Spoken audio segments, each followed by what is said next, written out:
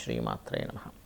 ప్రేక్షకులకి ఆ లలితాంబిక అమ్మవారి యొక్క అనుగ్రహం పరిపూర్ణంగా కలగాలని మనస్ఫూర్తి కోరుకుంటూ మనం డిసెంబర్ మాసంలో అసలు గ్రహస్థితి ఏ విధంగా ఉంది అని చెప్పి చూసుకున్నట్లయితే ఈ మాసంలో 3 గ్రహాలు వక్రించి ఉంటాయి. అందులో ప్రధానంగా గురువు వృషభ రాశిలో వక్రించి ఉంటున్నాడు, కుజుడు కర్కాటక రాశిలో వక్రించి ఉంటున్నాడు. అదేవిధంగా శని కనుక చూసుకున్నట్లయితే వక్ర త్యాగం అయిపోయింది ఆల్రెడీ శనిది. ఇక బుధగ్రహం పర్టికులర్గా మనకి ఈ యొక్క వృశ్చిక రాశిలో ఉండి 16వ తేదీ వరకు వక్రగతిలో ఉంటాడు రవితో కలిసి. అయితే ఈ రవితో కలిసినటువంటి బుధుడు వక్రత్యాగం 16వ తేదీ అవుతూ అదే 16వ తేదీ ధనస్సులోకి రవి మారుతున్నాడు. అదేవిధంగా శుక్రుడు గమనించుకున్నట్లయితే 3వ తేదీ నుంచి ధనస్సు రాశిలో ఉన్నటువంటి శుక్రుడు మకర రాశిలోకి ఎంటర్ అవ్వడం జరుగుతుంది. ఆయన 29వ తేదీ వరకు మకరంలో ఉండి కుంభంలోకి 29వ తేదీకి వెళ్తూ శనిని కలుస్తాడు. అదేవిధంగా మీనంలో రాహువు, కన్యారాశిలో కేతు యొక్క సంచారం జరుగుతుంది. ఇక ఈ యొక్క గ్రహస్థితిని అనుసరించి ద్వాదశ లగ్నాల వారికి మరియు ద్వాదశ రాసుల వారికి లగ్నం తెలిసిన వారు లగ్నం నుంచి చూసుకోవచ్చు, లేదా లగ్నం తెలియని వారు రాశి నుంచి చూసుకోవచ్చు. తులాలగ్నము, తులారాశి. మీకు ఈ నెలలో ఏదైనా వాహనం కానీ, గృహం కానీ, ఏదైనా కళా సంబంధించిన ఏదైనా నేర్చుకోవడం కానీ ఖచ్చితంగా జరుగుతుంది అని చూపిస్తుంది. అయితే 16వ తేదీ వరకు గవర్నమెంట్ రిలేటెడ్గా లేనట్లయితే ఏదైనా తండ్రి గారికి సంబంధించిన మెడికల్ రిలేటెడ్ సంబంధించిన వాటి మూలంగా ధనయోగం అనేటువంటి చాలా స్పష్టంగా చూపిస్తుంది. కాకపోతే కాస్త ఖర్చులు కూడా ఎక్కువగా ఉంటాయి 16వ తేదీ వరకు. బికాజ్ ఆఫ్ బుధుడు 12వ అధిపతి అయినటువంటి బుధుడు 2వ స్థానంలో ఉండి వక్రించాడు. అయితే ఈ పంచమ స్థానంలో శని భగవాను ఉండడము మరియు సప్తమాధిపతి అయినటువంటి కుజుడు దశమ స్థానంలో వక్రించడము, వీటి వల్ల ఏమిటంటే పంచమ స్థాన శని ఎప్పుడు కూడా మనము ఏదైనా ఒక విషయాన్ని డెసిషన్ తీసుకోవడం చాలా ఎక్కువ టైం తీసుకోవడం జరుగుతుంటుంది. శని మందుడు ఆలోచన స్థానంలో ఉన్నాడు కాబట్టి దానివల్ల కొన్ని తీసుకోవాల్సిన నిర్ణయం వెంటనే తీసుకోకపోవడం వల్ల కొంత నష్టం జరుగుతూ ఉంటుంది. కాబట్టి ఈ యొక్క విషయాల పట్ల కాస్త జాగ్రత్తగా తొందరగా నిర్ణయాలు తీసుకోవాలి. అదేవిధంగా అంటే ఎప్పుడు కూడా ఆలస్యం అమృతం విషం అంటూ ఉంటారు, మీరు వినే ఉంటారు. అంటే ప్రతిసారి ఇది వర్తించదు. కొన్నిసార్లు ఆలస్యం చేయడం మంచిది కాదు, కొన్నిసార్లు తొందరగా నిర్ణయం తీసుకోవడం మంచిది. అలాగే మరొక విషయం ఏంటంటే తులాలగ్నానికి మీ సప్తమాధిపతి అయినటువంటి కుజుడు వక్రించాడు. సో ఎప్పుడైతే అలా వక్రించాడో ముఖ్యంగా మీ యొక్క జీవిత భాగస్వామి ఏదైనా ఒక ప్రాపర్టీ తీసుకోవడం కానీ, ఒక ఫ్యాక్టరీ పెడదామని అనుకున్నటువంటివి మళ్ళీ డెసిషన్స్ వెనక్కి తీసుకోవడం జరుగుతూ ఉంటుంది. అదేవిధంగా రెండవ వివాహం కోసం ప్రయత్నం చేసేటువంటి వారికి మీ యొక్క బంధువర్గంలో వారితో కనుక ప్రయత్నం చేసినట్లయితే తొందరగా కుదిరేటువంటి ఆస్కారం ఎక్కువగా కనబడుతుంది. అదేవిధంగా కాస్త ఉద్యోగ సంబంధించిన విషయంలో కూడా కొన్ని మార్పులు చేర్పులు చాలా స్పష్టంగా చూపిస్తున్నాయి. కాబట్టి మారుతారు ఖచ్చితంగా, అందులో ఎటువంటి సందేహం లేదు. అదేవిధంగా ఈ యొక్క 12వ స్థానంలో కేతు ఉన్నందుకు కాస్త మీరు ఇన్వెస్ట్మెంట్స్ చేసేటప్పుడు పర్టికులర్గా అంటే తండ్రి ఆస్తికి సంబంధించిన విషయంలో ఒక్కోసారి చూడండి తండ్రి గారిది ఏదో ఆస్తి ఉందని డెవలప్ చేస్తారు కొంతమంది, ఇంకా అక్కడ ఏదో బిల్డింగ్ కట్టో ఏదో అలాంటివి చేసేటప్పుడు మాత్రం కాస్త జాగ్రత్తగా ఉండండి. ఇక మీకు ఫైనాన్షియల్గా మంచి గ్రోత్ రావాలంటే సుబ్రహ్మణ్యేశ్వర స్వామి ఆరాధన చేయండి. పంచమంలో ఇందాక మనం మాట్లాడుకున్నట్టుగా ఆలోచన స్థానంలో శని ఉన్నాడు కాబట్టి మనకి ఆలోచనలు సరైనటువంటి సమయంలో మనకు తట్టట్లేదు అని అనుకున్నప్పుడు ఓం సర్వజ్ఞాయై నమః అనేటువంటి నామస్మరణ చేయండి. ఓం సర్వజ్ఞాయై నమః అని చేసుకున్నట్లయితే మనకి లలితాసహస్రనామాల్లో ఉంటుంది ఓం సర్వజ్ఞ శాంతకరుణ అనేటువంటి నామం. కాబట్టి సర్వజ్ఞ అనేటువంటి నామం మీకు ప్రతిదీ కూడా రాంగ్ స్టెప్ పడకుండా మిమ్మల్ని కాపాడుతుంది. మరియు పంచమంలో శని నడుస్తున్నందుకు కాస్త ఈశాన్య భాగంలో వీలైతే ఏదైనా ఒక గిన్నెలో కొంచెం వాటర్, అందులో కొన్ని పువ్వులు పెట్టి ఉంచండి. అప్పుడు మీ యొక్క ఆలోచన విధానం అంటే చాలా పాజిటివ్గా వెళ్ళడం జరుగుతూ ఉంటుంది. చాలామంది నన్ను అడుగుతుంది ఏంటంటే వాళ్ళ జన్మజాతకాల్లో ఏదైనా వక్రగ్రహం ఉన్నట్లయితే ఏమిటి ఫలితం అని అడుగుతూ ఉన్నారు. ఇది నాడీ ఆస్ట్రాలజీలో మనకు చూడండి చాలామంది జాతకాల్లో ఈ పలానా గ్రహం వక్రించిందండి, ఈ పలానా గ్రహం అంటే శని కావచ్చు, గురువు కావచ్చు, వీళ్ళు వక్రించారని చెప్తుంటారు. అయితే ఇక్కడ ఏంటంటే ఫస్ట్ ఆఫ్ ఆల్ మనం అర్థం చేసుకోవాల్సింది రాహువు, కేతువు ఈ రెండు ఎప్పుడు వక్రగతిలోనే ఉంటాయి, అంటే వెనక్కి తిరుగుతూ ఉంటాయి.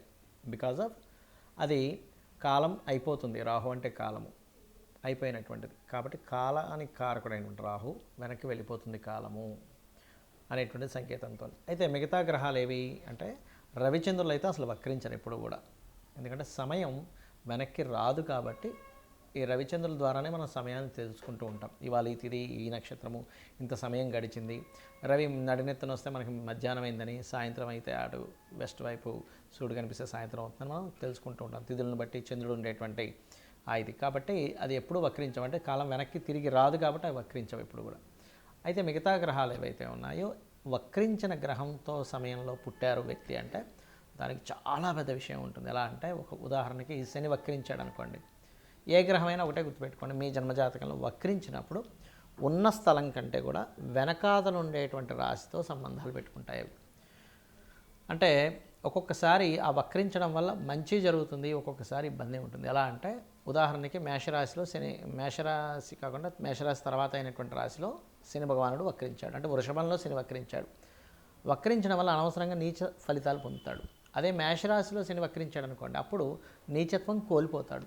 అదేవిధంగా ఉచ్చస్థానానికి కూడా అదే వర్తిస్తుంది. ఉదాహరణకి తులారాశిలో శని వక్రించాడు అనుకోండి, అప్పుడు ఉచ్చస్థానం యొక్క ఫలితాలు కోల్పోతున్నాడు. కానీ వృశ్చికంలో వక్రిస్తే ఆయన ఉచ్చస్థానంలోకి వెళ్తున్నాడు.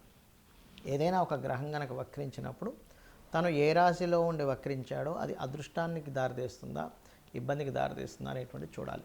ముఖ్యంగా ఏదైనా ఒక గ్రహం వక్రించిందంటే పాస్ట్ లైఫ్లో మిగిలిపోయినటువంటి విషయాలు ఈ లైఫ్లో పర్టికులర్గా ఆ జన్మనెత్తి ఆ వ్యక్తి ఆ కర్మను తీర్చుకోవడానికి వచ్చాడని అర్థం చేసుకోవాలి. ఎలా అంటే శని దగ్గర నుంచి తీసుకుంటే శని ఎవరికైనా వక్రించాడు అనుకుంటే రెండు ప్రొఫెషన్స్ చేస్తారు చాలామంది, 2 ప్రొఫెషన్స్, అందులో డ్యూయల్ సైన్లో ఉంటే ఇంకా గ్యారంటీగా అవుతుంది. అదే జీవుడు వక్రించాడు, గురువుకి సంబంధించిన కొంత సేవ, గురువులకు సంబంధించినటువంటిది కొంత మిగిలిపోయింది ఆయనకి, జ్ఞానాన్ని పంచే విషయంలో కానీ గురువులకు సేవకు సంబంధించిన విషయంలో కానీ మిగిలిపోయింది. అంటే పాస్ట్ లైఫ్లో చేయాల్సిన గురుసేవ చేసుకోలేకపోయాడు. శని వక్రించాడు అనుకోండి, పాస్ట్ లైఫ్లో చేయాల్సిన వర్క్ ఇప్పుడు చూడండి, ఇవాళ రేపు మనం చూస్తూ ఉంటాం, ఎవరైనా సరే జాబ్ సంబంధించిన విషయంలో జాబ్కి వెళ్తారు కానీ అక్కడ సరిగ్గా పనిచేయరు, నెల జీతం మాత్రం తీసుకుంటుంటారు. అది పెండింగ్ ఉండిపోయాడు ఆ వ్యక్తి పాస్ట్ లైఫ్లో. అందుకని ఈ జన్మలో ఎక్కడైతే జాబ్ జాయిన్ అవుతాడో అక్కడ రెండు పనులు చేయాల్సి రావడం ఇట్లాంటివన్నీ వస్తూ ఉంటాయి. But it's depend on a రాశిలో ఏముందనేటువంటిది. అయితే ఈ వక్రగతి ఉన్నప్పుడు మనం అమ్మో ఏమవుతుందని భయపడాల్సింది లేదు. అక్కడ అసలు అది ఏ యోగాన్ని ఇస్తుంది, ఒక్కోసారి అద్భుతమైన యోగాన్ని ఇస్తుంది, ఒక్కోసారి ఇబ్బందిని ఇస్తుంది. బట్ అది చూసుకోవాలి. అదేవిధంగా శుక్రుడు వక్రించాడు, ఎక్కడుండి వక్రించాడు, సప్తమంలో ఉండి వక్రిస్తే ఏమవుతుందంటే జీవిత భాగస్వామి, వివాహ సంబంధాలు ఇదిగో దగ్గర దాకా వచ్చి వెనక్కి వెళ్తూ ఉంటాయి. అది కంఫర్ట్స్ కావచ్చు, వాహనాలు కావచ్చు, వివాహ సంబంధించిన విషయాలు కావచ్చు, ధన సంబంధించిన విషయాలు కావచ్చు. 3లో ఉండి వక్రించాడు అనుకోండి, 2లోకి వస్తున్నాడు అంటే ఏమిటి, మీడియేటింగ్ ద్వారా డబ్బులు వస్తాయి. అది ఏ భావంలో ఉండి వక్రించాడో చూసుకోవాలి. ఒకవేళ బుధుడు వక్రగతిలో మనిషి జన్మించాడు అనుకోండి, మీరు ప్యూర్లీ మీ యొక్క నాలెడ్జ్ని షేర్ చేయడం కోసం పుట్టారు, గుర్తుపెట్టుకోండి. అలా షేర్ చేస్తేనే ఈ జన్మ మీకు కంప్లీట్ అవుతుంది. అలా ఒక్కొక్క గ్రహము వక్రించినప్పుడు ఒక్కొక్క ఇది ఉంటుంది. కుజుడు వక్రించాడు, కుజుడు అంటే దేనికి కారకుడు, భూములకు కారకుడు. అది వక్రించినప్పుడు ఒక మంచి ప్లానెట్తో వెళ్ళి కనెక్ట్ అయితే భూముల ద్వారా లాభాలు ఉంటాయి. వక్రించినప్పుడు ఆ 159 యాక్సెస్లో ఇంకొక పాపగ్రహంతో కనెక్ట్ అయితే రావాల్సిన భూమి కాస్త పోయి ఇబ్బంది పడతాడని అర్థం.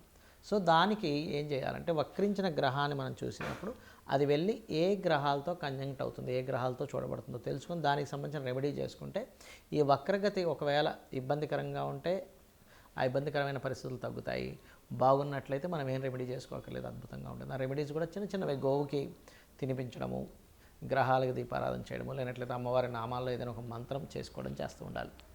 శని వక్రించాడు ఉదాహరణకి, శని వక్రగతి వల్లే ఇబ్బందులు వస్తున్నాయి అనుకోండి, ఎందుకంటే కర్మకారకుడు కాబట్టి వాళ్ళు చేయవలసిన మంత్రం ఏమిటంటే ఓం అనాకలిత సాదృశ్య చుబుక శ్రీ విరాజితాయ నమః. జుపిటర్ వక్రించి నీచ స్థానంలోకి వెళ్తున్నాడు, అలాంటప్పుడు జయ గురుదత్త, శ్రీ గురుదత్త అనే నామస్మరణ చేయండి. బుధుడు వక్రించడం వల్ల ఇబ్బందులు ఎదుర్కొంటున్నారు మీరు, అందరికీ ఇబ్బందులు ఎదుర్కోవాలని లేదు. అది ఏదైనా నీచ స్థానంలోకి వెళ్ళినా పాపగ్రహాలతో కంజెక్ట్ అయినప్పుడు మాత్రమే అప్పుడు విష్ణు సహస్రనామాలు చేయండి, లేదా ఓం నమో నారాయణాయ అనే నామస్మరణ చేయండి. శుక్రుడు వక్రించాడు, లలితా సహస్రనామాలు చేయండి, లేదా ఓం శ్రీమాత్రే నమః అని చేసుకోండి. కుజుడు వక్రించాడు, ఇబ్బంది పడుతున్నారు మీరు, ఉదాహరణకి కుజ సంబంధంగా, అప్పుడు ఏంటంటే ఓం స్కందాయ నమః అనే నామస్మరణ చేయండి. ఎందుకంటే వక్రగతి మీరు మీ పాస్ట్ లైఫ్లో చేయాల్సినటువంటి కొన్ని పెండింగ్ కర్మాస్ క్లియర్ చేసుకోవడానికి జన్మెత్తారని అర్థము. కాబట్టి ఇలా చూసుకొని చేసుకోండి. అన్ని విధాలా మీకు అమ్మవారి అనుగ్రహం ఉండాలని, కలగాలని మనస్ఫూర్తిగా కోరుకుంటూ శ్రీమాత్రే నమః.